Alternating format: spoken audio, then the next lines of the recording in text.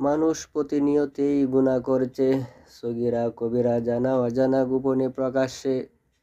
কবিরা গুনাহ অনায়াসে মানুষ করতেছে, সেই কবিরা গুনাহ করা মহাপাপ। কবিরা গুনাহ আল্লাহ তাআলা মাফ করেন না তওবা ছাড়া। বান্দা যখন তওবা করে আল্লাহ তাআলা তার তওবা কবুল করেন, কিন্তু সেই তওবা আমরা কিভাবে করতে হবে সেই সম্পর্কে আবু দাউদ হাদিস গ্রন্থে 1521 নম্বর হাদিসে রয়েছে।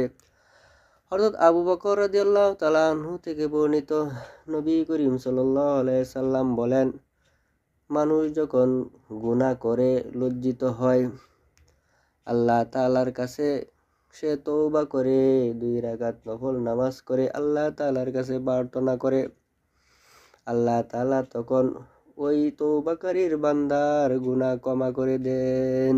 সুবহানাল্লাহ।